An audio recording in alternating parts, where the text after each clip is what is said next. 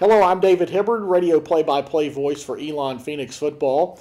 And Jason Swepson was introduced recently as the 20th head coach in Elon history. And we wanted to take a few minutes to sit down with you today, Coach. First of all, to say welcome to Elon. And I'm sure the last few days have been a whirlwind for you. Tell us about your first few days here and your general impression so far. Oh, wow. I mean, obviously it's a beautiful campus, great opportunity. It's just been nonstop since Sunday. You know, Dave called me Sunday afternoon, and I've been on cloud nine ever since. But you know, I'm excited. I'm excited to get to roll up my sleeves and get going. You know, I met some of the players, and they seem excited. Mm-hmm. Your first head coaching job. What were the things about this opportunity that made it particularly attractive to you? Well, it reminds me of Boston College, and when I was a student athlete, you know, I had the opportunity to visit some great universities. I visited Syracuse, Michigan State, Penn State, but I chose Boston College because it was a family atmosphere, a small university that really focused on academics, and that's what I'm all about. I truly believe in the term student athlete, and I believe you get that at Elon University.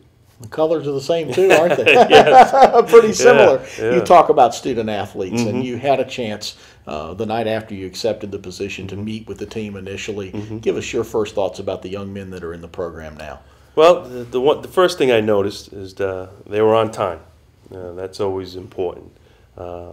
Second, they were sitting up straight, and their eyes were on the speaker. And right then and there, I knew this is a serious bunch of kids that take this serious.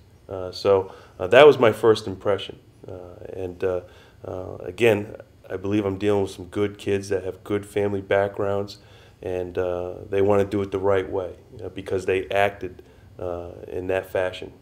Putting a staff together is probably your first and most initial priority as you get this going here. What are the traits, the values that you're looking for in the men that you're interviewing to join your staff here? Well, they're going to be leader of men. Yeah, you know, that's the most important thing. They're going to have great family values. They're going to know right from wrong. They're going to have the best interest in the student athlete. I'm going to try to surround these student athletes with coaches that are just like them, that went to a private institution or has coached at a private institution, so they know the importance of a student athlete. So they're going to be good character men. I'm not going to bring in a shady person into this family, into this program. So we're going to do our research. I'll probably know the coaches personally. I either worked with them or someone that I worked with recommended them to us. So we'll make sure we bring in the right person for these jobs. I want to hire coordinators first, and then work my way down with the positions. When you come in, obviously recruiting is another area that you have to really hit the ground running. I imagine you've reached out to some of the young men who are currently being recruited, were recruited by the previous staff. Tell us how that's going and how you envision recruiting shaping up between now and signing day. Right. Well, Scott Brown being the recruiting coordinator, he's still with us right now, and he's doing a tremendous job keeping the recruiting class together. At this point, I believe we've got 6 committed. We're going to have a great weekend this weekend. I believe we have 9 visiting campus this weekend. So I watched the 6 committed kids, and they're good players. They're real good players. And they have a good list. I think we want to fill a class of about 15. And I think we'll be able to reach that number. I don't think we're going to have to dip in talent and as a student because of the change. I think this university sells itself. And when I did talk to those committed kids, I thought I was going to have to roll up my sleeves and really battle and convince them to stay. But all 6 were, Coach, we love Elon. We're coming to Elon. So that says a lot about this great university. I know a lot of times it's important to a coach to sell to student athletes. You're coming here because of the school, not Absolutely. just become of the coach. Absolutely. And I think the previous staff did a good job selling the university, and a lot of coaches out there try to sell themselves. And in this business, coaches come and go, and hopefully that's not the case here at Elon. Hopefully I can really do what Coach O'Brien did and keep his staff together for many, many years. That's what we're going to try to do here. Talk about your recruiting philosophy in general. Obviously, you've recruited guys like Matt Ryan at BC. You've recruited top athletes at NC State as well. What are the things, the traits you're looking for in a student athlete? We talked about that with coaches a moment ago.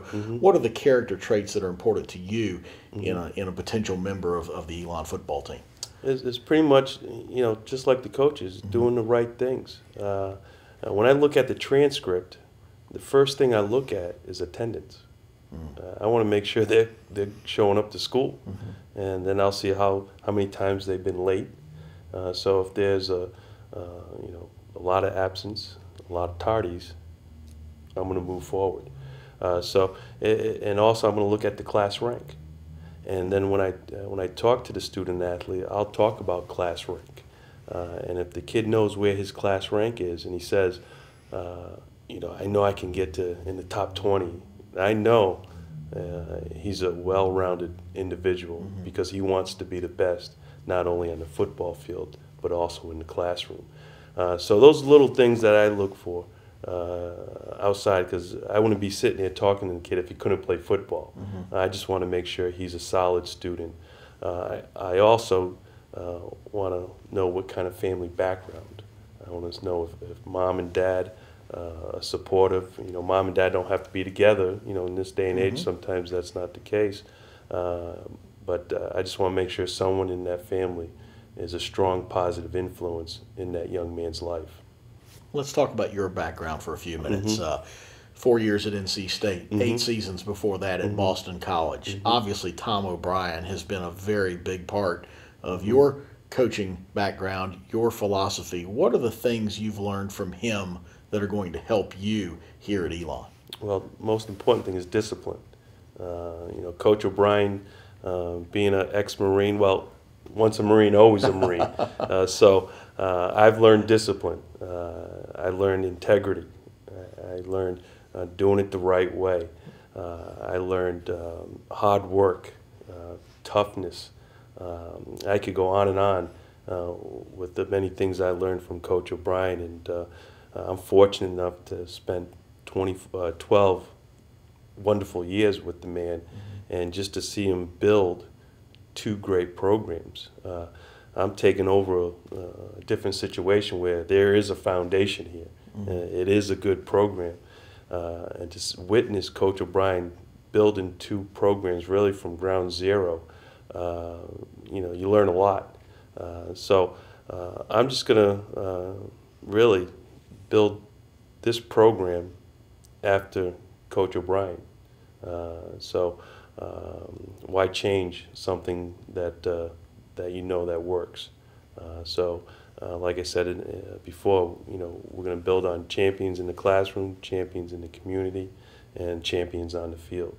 And the great thing about this place is that we are champions in the classroom right now. We are champions in the community, and now it's my job to bring them champions on the field. So I think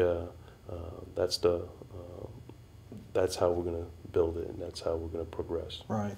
As an assistant coach, your specialty area has been the running backs, and you've coached some pretty impressive names. William Green, Derek Knight at BC, Andre Brown at NC State. Talk about specifically what makes a good running back. What can you look at in a student athlete and say, that's the guy I want at running back at Taylor Folk?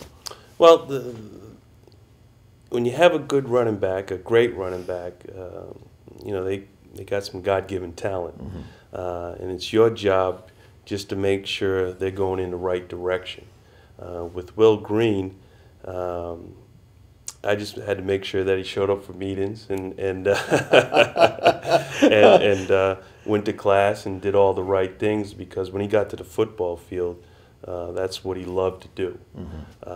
You know, with Derek Knight, overachiever, and I just had to keep feeding him information for him to be successful. Andre Brown loved everything about football. I mean, he loved to practice. So I had to kind of hold him back a little bit to make sure he made it to the game. But basically, with that position, when you're dealing with that type of athlete, your job is to make them feel good, get them ready to play on Saturday, and basically, you know, stand on the sideline and enjoy their talent. Right. But you know, they're good kids. You just got to make sure they feel good when they put the uniform on. Now, in addition to coaching the running backs at NC State, you also had a rather interesting role in that you were communicating to Russell Wilson, the quarterback, the calls from the press box upstairs. Yes. So you had that line of communication with them. How does that help you see the game from the eye of the quarterback? And I imagine that's got to help you in terms of offensive game planning and of actually being able to make adjustments on game day as well. Right. Well, being on the field and you know, being with Coach O'Brien, who on game day is vocal and gets after it, and with Matt Ryan and Russell Wilson, two high energy kids that go a mile a minute, and I kind of had to be in the middle and really calm Coach down and calm the quarterback down and make sure that the quarterback understands the task at hand.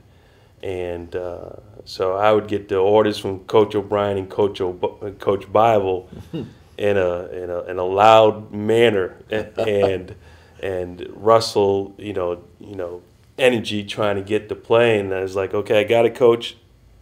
Let me get it to Russell, and let's relax and let's calm down, and really just get everyone back on an even pace, just to be calm and understand what we're trying to do. And because when you're going a mile a minute, you can make some mistakes if you don't think it through. So I think it was my job to just think everything through and relay the information I got from Coach O'Brien, Coach Bible, and relay it to Russell or Matt in a way that they can understand it. Right.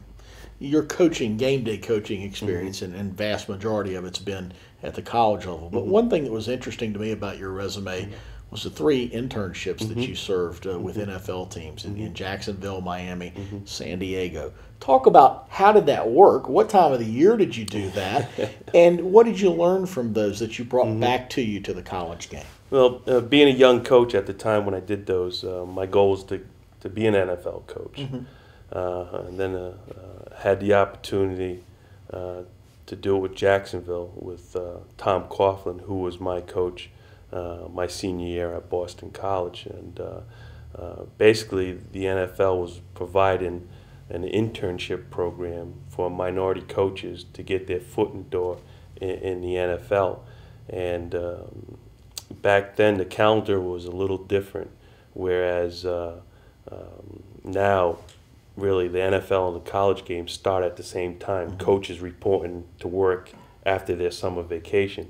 A few years ago, the pro game started a little earlier. So it allowed college coaches to do a 3-week internship, work the preseason camp, and then do that for 3 weeks, and then start for your college team. So basically you had no summer off. And another opportunity was San Diego, where I had a chance to do some mini camps in May and June, and also do preseason camp. And it was just a great opportunity. And the funny story is when I did the internship at San Diego, the running back coach on his last day of vacation tried to play 54 holes of golf, and he threw his back out. And Mike Riley, the head coach for San Diego at the time, looks over to me, and I'm sitting in the corner, you know, hiding, and he goes, "Okay, you're coaching Natron Means." And there I am with Natron Means, and I'm a young coach. And I tell you, those professionals, they want to be good. Right. And he listened, and I learned from him, and he learned from me, and I got a chance to be a running back coach in the NFL for about a week until the running back coach came back. So it was a great experience, but I'm happy that I decided that I'm going to stay a college coach. Nothing like being thrown right in the fire. Huh? Right. So the big question everybody's going to want to know, what's Elon football going to look like under your direction? Offensive, defensive schemes. What's that going to look like? Well, we're going to be a tough, physical football team that's going to be a smart football team also. We're going to get the game into the fourth quarter. That's going to be our goal. Either we're going to be up by 7, up by 14, maybe down by 7, maybe down by 10. But we're going to be in a range where we're going to be in the fourth quarter, have a chance to win, make the right decisions, and be physical enough to win the game in the final minutes. Right. So we're going to practice a lot of situational football the last 4 minutes of the game, offense, defense, special teams. So the kids, when it happens on game day, they'll already practiced it. On defense, we're going to be fast, we're going to be furious, we're going to play some man coverage, we're going to get up in their face and really dictate the tempo of the game. In our special teams, we're going to make good decisions. We're going to create field position. We're going to create turnovers.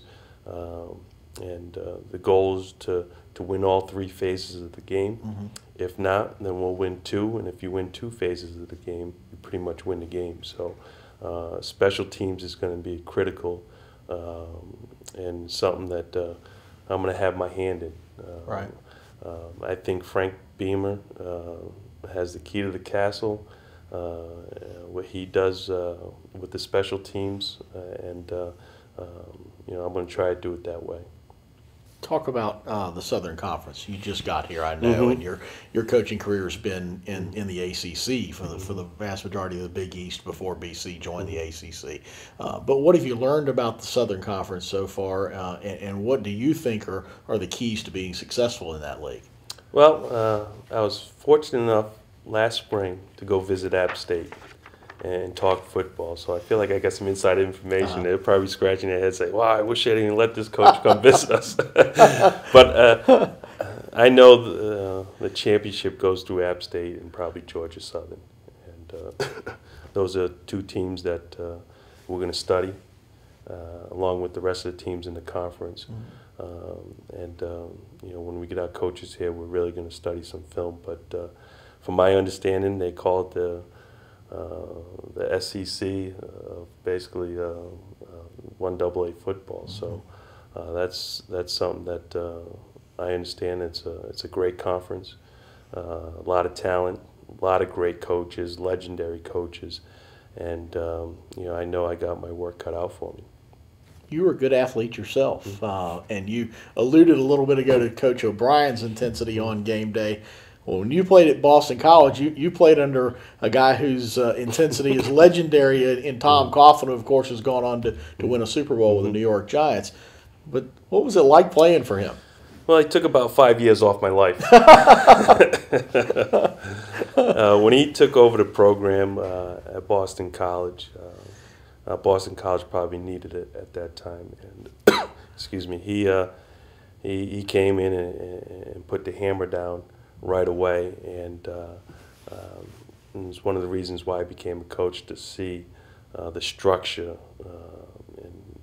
With Coach Coughlin, he crosses the T's and dots the I's, and he's just high motor, demanding, won't settle for nothing but the best.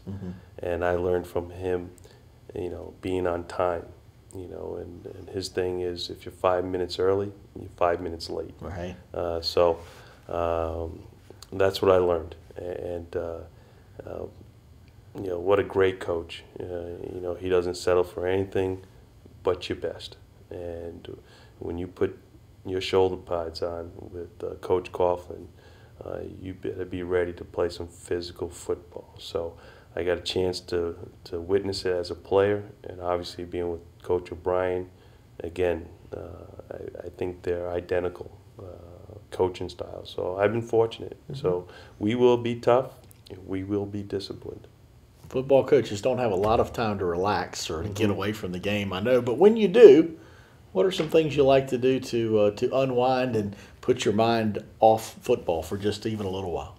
Well, I play golf, and one of the attractions coming to NC State was I heard about all the beautiful courses in the state of Carolina.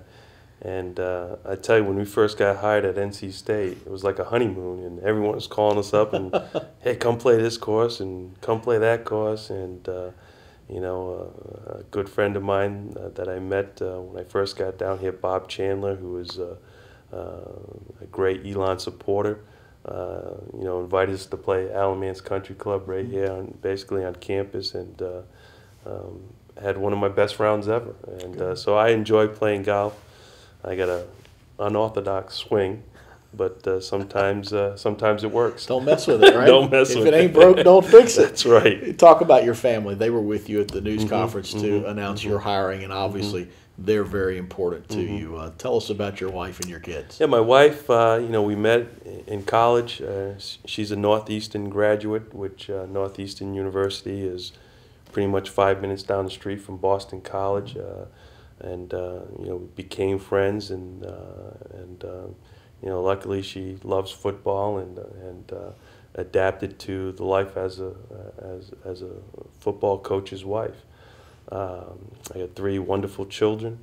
My oldest, Kiana, just thriving down here in North Carolina, pretty much a straight A student. She's active in the YMCA and all their clubs and organizations that they run out of that program. And then my 2 little ones are just fighting each other right now. So Nadia and Peyton, Nadia's making Peyton a tough one, and so I'm very proud. Peyton was named after the great Walter Payton, and we'll see where his future takes him. Okay, rapid fire questions here. Okay. To finish up. If you weren't a football coach, what would you be doing for a living? Wow. Hopefully being a golf coach. How'd you get into football as a kid? I have an older brother, and when he was playing football, when he joined the Pop Warner League, he was 9 and I was 4. And I had to wait 5 years to grab some shoulder pads and put them on. And I remember counting days down when I was 8 years old. So I thank my older brother for that.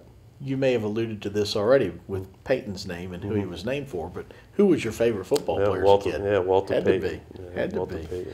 And I think you've told us about what you enjoy most about living in the South, the golf. But what else do you enjoy about being in North Carolina? The great weather. The great weather, and to see the student athletes to train all year round outside, I think it's an advantage from the northern schools, and able to practice and play on real grass instead of the artificial grass. So I think that's a huge advantage down here in the South that these kids have.